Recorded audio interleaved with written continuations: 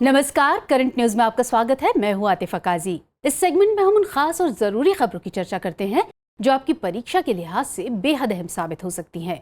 ये बीते हफ्ते की वो बड़ी खबरें होती हैं जिनके इर्द गिर्द आपकी परीक्षा के सवाल बनाए जा सकते हैं। तो आइए सबसे पहले हेडलाइंस पर डालते हैं नजर। तमिलनाडु ने सीबीआई से वापस ली सहमति। बिना अनुमति के नहीं कर सकेंगे तमिलनाडु में जांच। कई राज्य पहले वापस ले चुके हैं सहमति। आरबीआई ने जारी किया सॉवरेन गोल्ड बॉन्ड। 1 ग्राम सोना है न्यूनतम निवेश। 8 वर्ष निर्धारित की गई है समय सीमा। डायबिटीज पर जारी हुई WHO की रिपोर्ट। चपेट में है देश की लगभग 11% आबादी। 2019 में 1.5 मिलियन लोगों की हुई मौत। तमिलनाडु में मेनहिर और महापाषाणकालीन स्थल संरक्षित स्मारक हुए घोषित। खुदाई में रोमन काल के चांदी के सिक्के और कीमती पत्थर हुए बरामद। पुरातत्व विभाग के हाथ में होती है इन स्मारकों की सुरक्षा की जिम्मेदारी। और यूनेस्को में फिर शामिल होगा अमेरिका। चीनी दखल बनी वजह। 2019 में बाहर हो गया था अमेरिका। आइए खबरों को विस्तार से देखते हैं। हाल ही में तमिलनाडु ने केंद्रीय अन्वेषण ब्यूरो यानी सीबीआई को दी गई सामान्य सहमति वापस ले ली है। तमिलनाडु के इस फैसले के बाद राज्य में जांच के लिए सीबीआई को राज्य सरकार से अनुमति लेनी होगी। ऐसा करने वाला तमिलनाडु 10वां राज्य है। अन्य 9 राज्य हैं पश्चिम बंगाल, झारखंड, छत्तीसगढ़, तेलंगाना, पंजाब, राजस्थान, मिजोरम, केरल और मेघालय। 2015 में मिजोरम सामान्य सहमति वापस लेने वाला पहला राज्य बना था। असल में आतंकवाद की जांच करने वाली राष्ट्रीय जांच एजेंसी के विपरीत सीबीआई को राज्यों में जांच के लिए आम सहमति की जरूरत होती है। दिल्ली विशेष पुलिस स्थापना अधिनियम 1946 के तहत सीबीआई को कई अधिकार मिले हैं। इसकी धारा 6 के तहत सीबीआई और राज्यों के बीच सामान्य सहमति होती है, जिसके अंतर्गत विभिन्न राज्यों में सीबीआई अपना काम करती है। राज्य सरकार द्वारा सहमति वापस लेने का अर्थ है कि अब सीबीआई को उस राज्य में जांच या छापेमारी करने से पहले संबंधित राज्य की अनुमति लेनी होगी। हालांकि सीबीआई के पास सहमति वापस लेने से पहले दर्ज किए गए मामलों की जांच करने का अधिकार कायम रहेगा। इसके साथ ही ऐसे मामलों में जहां सर्वोच्च न्यायालय और उच्च न्यायालय सीबीआई को जांच या पूछताछ के मामले सौंपते हैं, वहां भी राज्यों की सहमति के बिना भी सीबीआई जांच कर सकती है। इस संबंध में 2021 में विनय मिश्र बनाम सीबीआई मामले में कलकत्ता उच्च न्यायालय ने निर्णय सुनाते हुए कहा था कि भ्रष्टाचार के मामले को पूरे देश में समान रूप से देखा जाना चाहिए। केंद्र सरकार के किसी व्यक्ति को इससे छूट का लाभ सिर्फ इसलिए नहीं दिया जा सकता कि वो उस राज्य में कार्यरत है जहां राज्य ने सहमति वापस ली है। आपको बता दें कि संथानम समिति की सिफारिश पर भ्रष्टाचार रोकथाम के लिए 1963 में सीबीआई की स्थापना की गई थी। ये गैर वैधानिक और गैर संवैधानिक संस्था है। इसका गठन गृह मंत्रालय के एक प्रस्ताव द्वारा किया गया था। हालांकि अब सीबीआई कार्मिक, लोक शिकायत और पेंशन मंत्रालय के कार्मिक और प्रशिक्षण विभाग के प्रशासनिक नियंत्रण में आती है। ये भारत में नोडल पुलिस एजेंसी है जो इंटरपोल सदस्य देशों की ओर से जांच का समन्वय भी करती है।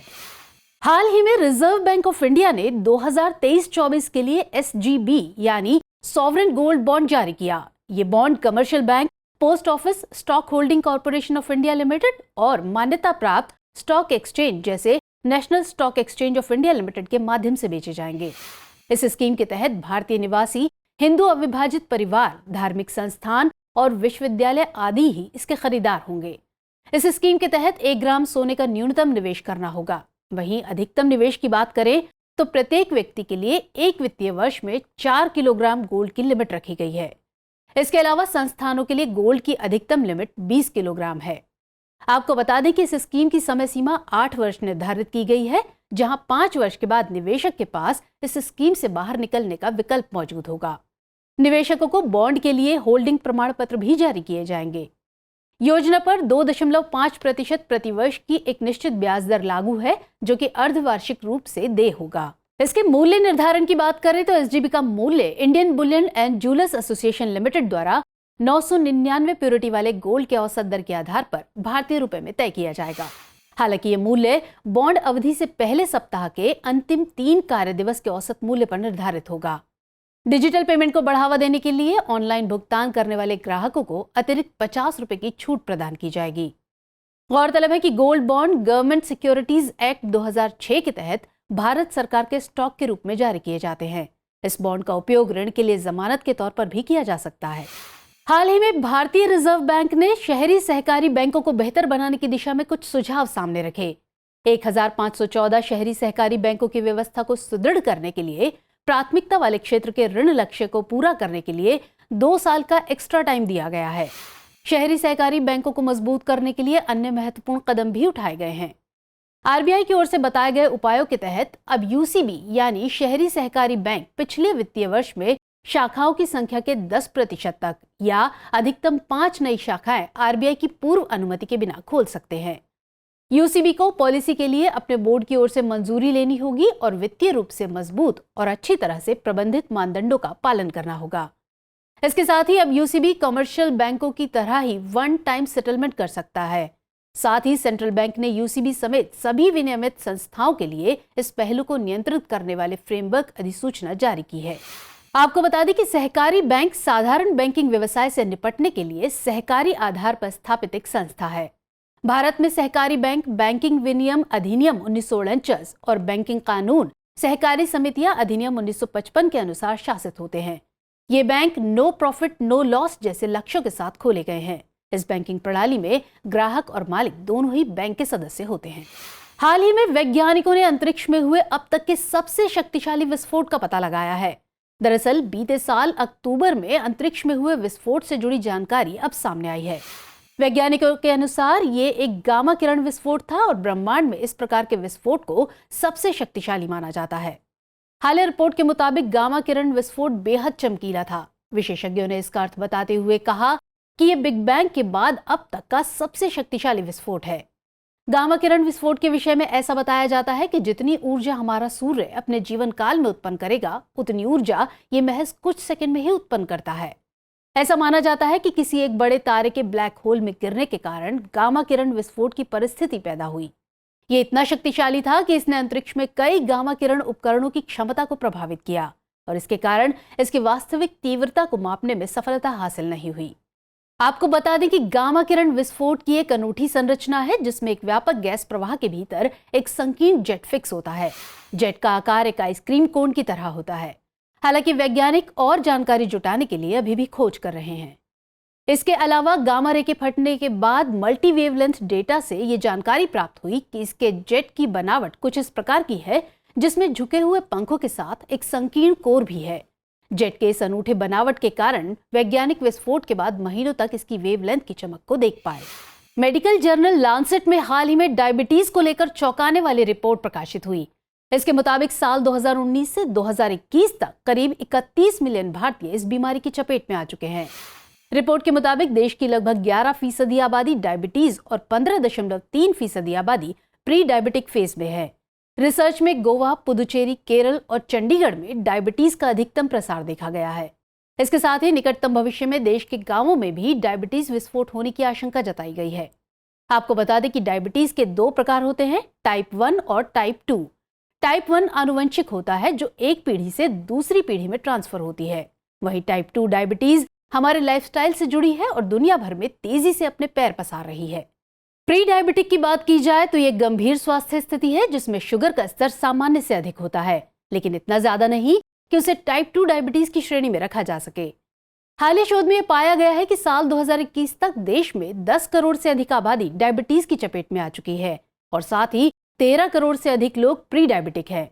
गौरतलब है कि डायबिटीज के खिलाफ जागरूकता के लिए प्रत्येक वर्ष 14 नवंबर को विश्व मधुमेह दिवस मनाया जाता है। WHO के अनुसार विश्व में साल 2019 में डायबिटीज 1.5 मिलियन मौतों का प्रत्यक्ष कारण था। इसमें 48% लोगों की मौत के वक्त उम्र 70 साल से कम थी। हाल ही में तमिलनाडु सरकार द्वारा नवनिर्मित कीलाडी साइट संग्रहालय चर्चा का केंद्र बना हुआ है। राज्य के शिवगंगा क्षेत्र में मौजूद ये एक छोटा सा गांव है। कीलाडी क्षेत्र ऐतिहासिक दृष्टिकोण से बेहद महत्वपूर्ण माना जाता है। कीलाडी में खुदाई के दौरान अलग अलग ऐतिहासिक काल के साक्ष्य प्राप्त हुए हैं। ये एक प्रकार का इन सीटू संग्रहालय है जिसे पटना के बिहार संग्रहालय से प्रेरणा लेकर बनाया गया है। जब किसी वस्तु का संरक्षण मूल स्थान को छोड़कर दूसरे स्थान पर करना संभव नहीं होता है तो इस स्थिति में उसे मूल स्थान पर ही संरक्षित किया जाता है। इस तरह के संरक्षण के लिए बनाए गए संग्रहालय को इन सीटू संग्रहालय कहते हैं। इसके विपरीत जब ऐतिहासिक वस्तुओं को मूल स्थान से दूर दूसरे स्थान पर संरक्षित किया जाता है तो ऐसे स्थान को एक्स सीटू संग्रहालय कहा जाता है। कीलाड़ी क्षेत्र के विषय में आपको बता दें कि वैगई नदी के तट पर बसे इस गांव में संगम युग में एक शहरी सभ्यता मौजूद थी। इस स्थान पर 6 ईसा पूर्व से 1 ईसा पूर्व तक के साक्ष्य प्राप्त हुए हैं। कीलाड़ी की खुदाई से जो ऐतिहासिक संपदा मिली है, उसके आधार पर यह माना जा रहा है कि गंगा घाटी सभ्यता की तरह ही तमिलनाडु में भी 6 ईसा पूर्व सभ्यता विकसित हुई थी। तमिलनाडु के कोडुमनाल में प्राप्त हुए 5 मेनहिर और महापाषाणकालीन स्थलों को हाल ही में संरक्षित स्मारक के रूप में घोषित किया गया। इन स्थलों के बारे में सूचना जारी की गई है, जिसमें 200 मीटर के दायरे में खनन और निर्माण पर प्रतिबंध लगाने की घोषणा की गई है। गौरतलब है कि कोडुमनाल तमिलनाडु के इरोड जिले में स्थित है। यह स्थान नोयल नदी के उत्तरी तट पर बसा हुआ है। वहीं नोयल नदी की बात करें तो इसका उद्गम पश्चिमी घाट से होता है और ये कावेरी नदी की सहायक नदी है। हाल ही में हुई इस खुदाई के दौरान इस स्थान से रोमन काल के चांदी के सिक्के, कीमती पत्थर और क्वार्ट्ज के अलावा तमिल ब्राह्मी लिपि में खुदे हुए नाम वाले बर्तन बड़ी संख्या में पाए गए। खुदाई के दौरान प्राप्त वस्तुओं से अनुमान लगाया जा रहा है कि लगभग 2300 साल पहले कोडुमनाल एक औद्योगिक और व्यापारिक केंद्र रहा होगा। आपको बता दें कि मेनहिर सिंगल स्टैंडिंग स्टोन को कहा जाता है। इसके साथ ही 2 मेगालिथिक साइट्स को भी संरक्षित स्मारक स्थल की सूची में शामिल किया गया है। वहीं ऐतिहासिक स्मारक और पुरातत्व स्थल अधिनियम 1951 के तहत राष्ट्रीय महत्व रखने वाले प्राचीन स्मारक संरक्षित स्मारक की श्रेणी में शामिल किए जाते हैं। किसी स्मारक को अगर संरक्षित स्मारक की श्रेणी में शामिल किया जाता है तो उसके रखरखाव और सुरक्षा की जिम्मेदारी पुरातत्व विभाग के हाथों में होती है। हाल ही में अमेरिका ने घोषणा की है कि वो संयुक्त राष्ट्र शैक्षिक, वैज्ञानिक और सांस्कृतिक संगठन यानी यूनेस्को में एक बार फिर शामिल होगा। इसके लिए यूनेस्को के सदस्य देशों द्वारा वोटिंग की जाएगी, जिसके बाद ही अमेरिका इसमें शामिल हो सकेगा। हालांकि इसके आसानी से वापस हो जाने की उम्मीद है। अमेरिका ने यह निर्णय यूनेस्को में चीन के बढ़ते वर्चस्व को देखते हुए लिया है। दरअसल अमेरिका के जाने के बाद यूनेस्को में चीन अपनी नीतियों को कार्यान्वित करने के लिए काम कर रहा है। हाल ही में चीन द्वारा यूनेस्को के माध्यम से दुनिया भर में कृत्रिम बुद्धिमत्ता और प्रौद्योगिकी शिक्षा के लिए मानक स्थापित किया गया। चीन के इस प्रभाव को देखते हुए ही अमेरिका ने यूनेस्को में वापस शामिल होने का फैसला लिया है। आपको बता दें कि यूनेस्को पर इजराइल के खिलाफ पक्षपाती होने का आरोप लगाते हुए अमेरिका ने इजराइल के साथ 2019 में इससे बाहर होने का फैसला लिया था। दरअसल विवाद तब शुरू हुआ था जब 2011 में यूनेस्को ने फिलिस्तीन को एक सदस्य के रूप में शामिल करने की बात कही थी। असल में इजराइल और फिलिस्तीन के बीच यरूशलेम, वेस्ट बैंक और गाजा पट्टी को लेकर विवाद चल रहा है, जिस पर 1967 में इजराइल ने अधिकार कर लिया था।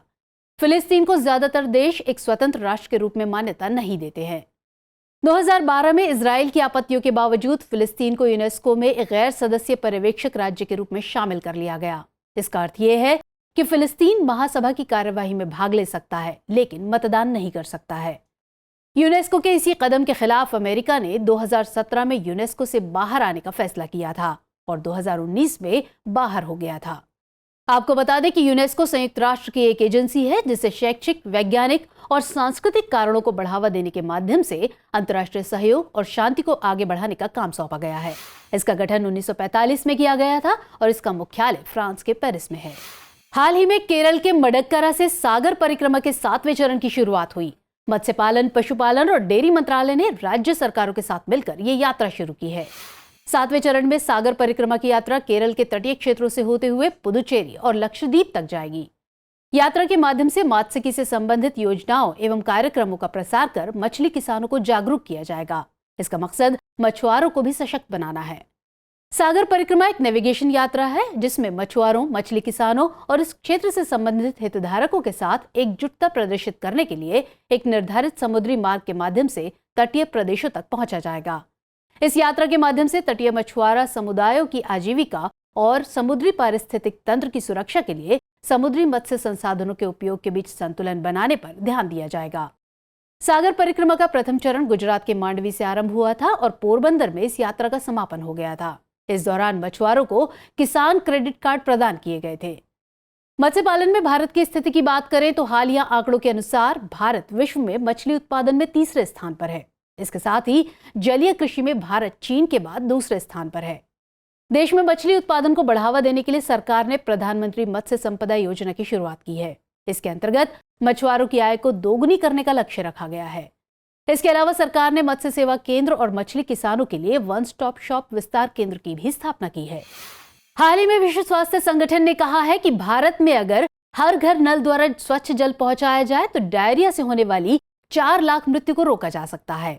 इसके साथ ही डायरिया के कारण होने वाली विकलांगता पर भी काबू पाने में मदद मिलेगी। ये रिपोर्ट विश्व स्वास्थ्य संगठन द्वारा एक मॉडलिंग अध्ययन के तहत तैयार की गई है। हालिया रिपोर्ट के अनुसार समय से पूर्व होने वाली मृत्यु को भी साफ पानी की सहायता से रोकने में सफलता हासिल होगी। असल में डायरिया दूषित पानी के प्रयोग से होने वाला रोग है। डायरिया में व्यक्ति के शरीर में डिहाइड्रेशन की स्थिति उत्पन्न हो जाती है। इस रोग के दौरान रोगी के शरीर में पानी एवं इलेक्ट्रोलाइट्स की कमी हो जाती है, जिसके कारण कई बार व्यक्ति की मृत्यु तक हो जाती है। हालांकि इससे बचने के लिए सरकार ने कई अहम कदम उठाए हैं, जिनमें एक है जल जीवन मिशन। जल जीवन मिशन योजना जल शक्ति मंत्रालय द्वारा साल 2019 में शुरू की गई थी। इस योजना के तहत सरकार ने साल 2024 तक देश में 100% कवरेज का लक्ष्य रखा है। वर्तमान में गुजरात, गोवा, तेलंगाना, हरियाणा और पंजाब ने 100% नल जल का लक्ष्य हासिल कर लिया है। इसके अलावा देश में लगभग 62% घरों में पानी के कनेक्शन मौजूद हैं। इस योजना के तहत परिवार के प्रति व्यक्ति को कम से कम 55 लीटर पीने योग्य स्वच्छ पानी मिलता है। आपको बता दें कि सतत विकास लक्ष्य की सूची में साफ पानी और स्वच्छता का लक्ष्य भी शामिल है। भारत इस लक्ष्य को 2030 से पहले ही पूरा करने की कोशिश में है। हाल ही में संयुक्त राष्ट्र महासभा ने सैनिकों के मेमोरियल हॉल बनाने का फैसला लिया है। ये प्रस्ताव भारत ने दिया था। Memorial wall for fallen United Nations peace keepers नामक इस प्रस्ताव को 190 देशों का समर्थन प्राप्त हुआ। इसका निर्माण संयुक्त राष्ट्र के न्यूयॉर्क स्थित मुख्यालय में किया जाएगा। आपको बता दें कि भारत ने संयुक्त राष्ट्र की ओर से ड्यूटी पर रहते हुए शहीद हुए सदस्य देशों के सभी सैनिकों को याद करने के लिए एक उपयुक्त तरीके के रूप में मेमोरियल वॉल के निर्माण का सुझाव दिया था। दावा किया जा रहा है कि 3 साल के भीतर इस स्मारक का निर्माण कार्य पूरा हो जाएगा। ये प्रस्ताव भारत के साथ बांग्लादेश, कनाडा, चीन, डेनमार्क, मिस्र, फ्रांस और अमेरिका सहित 18 देशों द्वारा प्रस्तुत किया गया था। आपको बता दें कि संयुक्त राष्ट्र की स्थापना साल 1945 में हुई थी और मौजूदा समय में इसमें शामिल सदस्य राष्ट्रों की संख्या 193 है। वहीं संयुक्त राष्ट्र महासभा इसका एक महत्वपूर्ण अंग है। ये सभा विभिन्न मुद्दों पर विचार विमर्श कर नीति का निर्माण करती है। प्रत्येक वर्ष सितंबर में संयुक्त राष्ट्र के सभी सदस्यों की वार्षिक महासभा का आयोजन किया जाता है। महासभा में शांति एवं सुरक्षा, नए सदस्यों के प्रवेश तथा बजटीय जैसे महत्वपूर्ण मामलों पर निर्णय लिए जाते हैं। भारत की बहुचर्चित मेगा जल विद्युत परियोजना सुबनसिरी लोअर हाइड्रो इलेक्ट्रिक परियोजना अपने अंतिम चरण में पहुंच चुकी है और जुलाई माह में इसका फर्स्ट ट्रायल होगा। दिसंबर तक इसकी पहली इकाई के शुरू होने की संभावना है। इस प्रोजेक्ट पर करीब 20 वर्षों से काम किया जा रहा है। प्रोजेक्ट की कुल 8 इकाइयां हैं और प्रत्येक इकाई की क्षमता 250 मेगावाट बिजली उत्पादन करने की है। इस परियोजना की 8 इकाइयों के शुरू होने के बाद 2000 मेगावाट बिजली की प्राप्ति होगी। गौरतलब है कि असम अरुणाचल प्रदेश की सीमा पर यह बांध बना है। ये भारत में अब तक की सबसे बड़ी जल विद्युत परियोजना है। सुबनसिरी नदी पर रन ऑफ रिवर योजना के तहत बांध बनाया गया है। आपको बता दें कि रन ऑफ रिवर स्ट्रक्चर के तहत जल का प्रवाह बांध के ऊपर और नीचे समान रूप से होता है। इस बांध का निर्माण राष्ट्रीय जल विद्युत निगम लिमिटेड द्वारा किया जा रहा है। सुबनसिरी नदी तिब्बत हिमालय से निकलती है, अरुणाचल प्रदेश के रास्ते भारत में प्रवेश करती है। इसे गोल्ड रिवर के नाम से भी जाना जाता है और ये ब्रह्मपुत्र की सहायक नदी है। चलिए खबरों के बाद अब बुलेटिन से जुड़े 5 सवालों पर डालते हैं एक नजर। करंट न्यूज बुलेटिन से जुड़े प्रश्न इस प्रकार हैं। पहला प्रश्न है, निम्नलिखित कथनों पर विचार कीजिए। तमिलनाडु सीबीआई को जांच के लिए दिए जाने वाले सामान्य सहमति वापस लेने वाले राज्यों में शामिल हो गया है। दूसरा है, तमिलनाडु ऐसा करने वाला 10वां राज्य बन गया है। और तीसरा है, 2015 में मिजोरम सामान्य सहमति वापस लेने वाला पहला राज्य बना था। उपर्युक्त में से कितने कथन सही हैं? केवल 1, केवल 2, सभी 3 या कोई भी नहीं। अगला प्रश्न है, निम्नलिखित कथनों पर विचार कीजिए।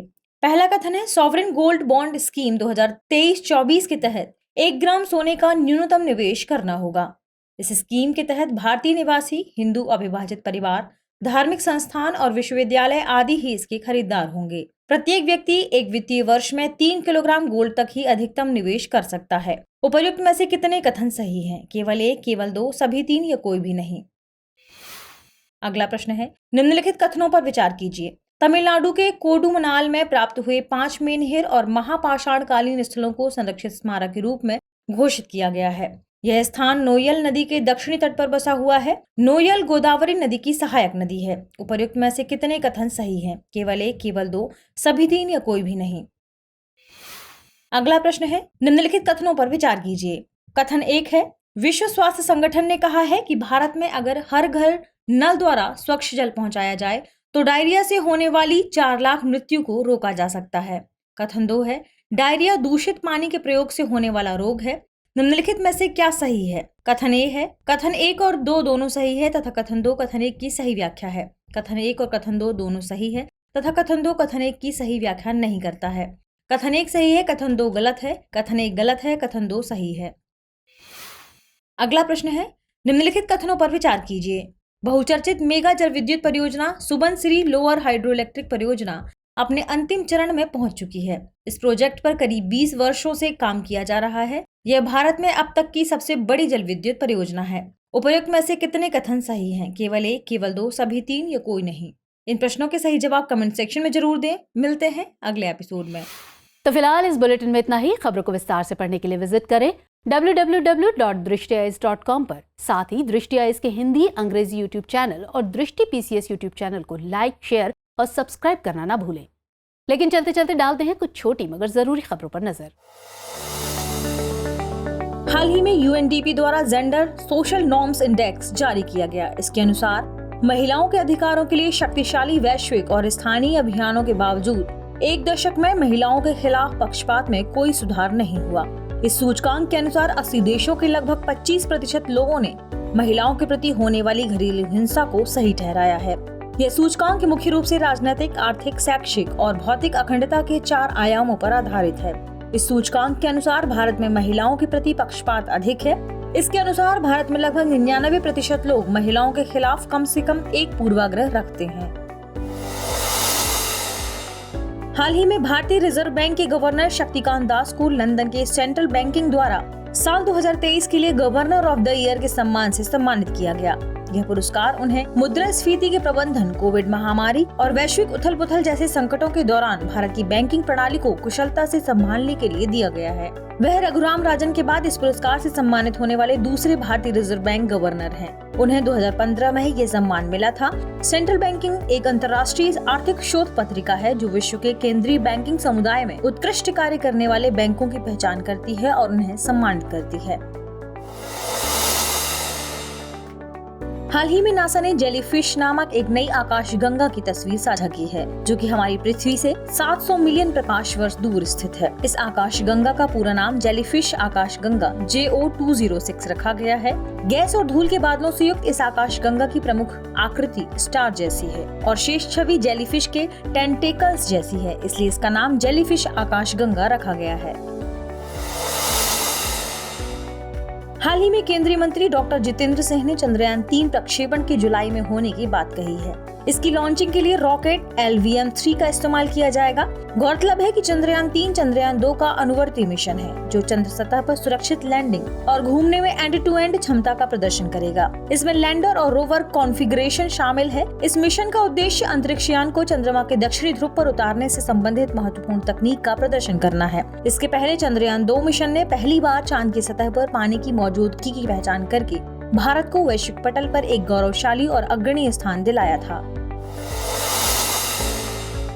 हाल ही में सर्बिया के टेनिस खिलाड़ी नोवाक जोकोविच ने फ्रेंच ओपन टेनिस 2023 का खिताब अपने नाम किया और इसी के साथ वे 23 ग्रैंड स्लैम खिताब जीतने वाले पहले खिलाड़ी बन गए। ध्यातव्य है कि अपनी इस जीत के साथ वे कम से कम 3 बार सभी 4 ग्रैंड स्लैम इवेंट जीतने वाले पहले खिलाड़ी बन गए हैं।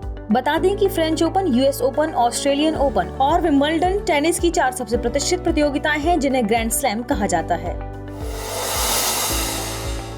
जल शक्ति मंत्रालय द्वारा 17 जून 2023 को नई दिल्ली में 4थे राष्ट्रीय जल पुरस्कार का आयोजन किया जा रहा है। यह पुरस्कार उपराष्ट्रपति C जगदीश धनखड़ द्वारा प्रदान किया जाएगा। भारत में जल संसाधन प्रबंधन के क्षेत्र में सर्वश्रेष्ठ प्रदर्शन करने वाले राज्य एवं जिले को यह पुरस्कार प्रदान किया जाता है। इस वर्ष सर्वश्रेष्ठ राज्य का पुरस्कार मध्य प्रदेश को एवं सर्वश्रेष्ठ जिले का पुरस्कार ओडिशा के गंजम जिले को दिया जा रहा है। जल शक्ति मंत्रालय द्वारा इस पुरस्कार के 11 श्रेणियों में 41 विजेताओं की घोषणा की गई है। पहले राष्ट्रीय जल पुरस्कार का आयोजन वर्ष 2018 में किया गया था। इस पुरस्कार को दिए जाने का उद्देश्य लोगों को पानी के महत्व के बारे में जागरूक करना एवं उन्हें जल के उचित प्रयोग से अवगत कराना है। हाल ही में अरब सागर में उठे चक्रवात बिपरजॉय ने देश के तटीय इलाकों में भारी तबाही मचाई। भारतीय मौसम विज्ञान विभाग के अनुसार यह चक्रवात गुजरात समेत कर्नाटक, गोवा और महाराष्ट्र के समुद्री तटों से टकराएगा। चक्रवात बिपरजॉय बांग्लादेश द्वारा दिया गया नाम है। बंगाली भाषा में बिपरजॉय का अर्थ होता है आपदा। हाल ही में देश में पहली बार जनजातीय खेल महोत्सव का आयोजन किया गया। ओडिशा के भुवनेश्वर में स्थित Kalinga institute of social sciences में इस महोत्सव का आयोजन किया गया था। यह खेल महोत्सव देश के जनजातीय क्षेत्रों की प्रतिभाओं को तराशने, प्रशिक्षित करने, उनकी प्रतिभा को निखारने में बहुत सहायक सिद्ध होगा। आपको बता दें कि जनजातियां वह समुदाय है जो एक अलग निश्चित भूभाग में निवास करती है। देश भर में जनजातीय समूहों की बात करें तो देश की आबादी में इनकी 8.6% हिस्सेदारी है। हाल ही में केंद्रीय इस्पात एवं नागरिक उड्डयन मंत्रालय ने एक बयान जारी किया। इसमें कहा गया कि भारत साल 2018 में जापान को पीछे छोड़ते हुए कच्चे इस्पात का दूसरा बड़ा वैश्विक उत्पादक देश बन गया है। इसके अलावा भारत के इस्पात निर्यात में आयात की तुलना में वृद्धि देखी गई है। भारत ने साल 2022-23 में 6.02 MT इस्पात का आयात किया था, जबकि इसी अवधि में 6.72 MT इस्पात का निर्यात किया गया है। भारत ने साल 2022-23 में 6.02 मिलियन टन इस्पात का आयात किया था, जबकि इसी अवधि में 6.72 मिलियन टन इस्पात का निर्यात किया गया है।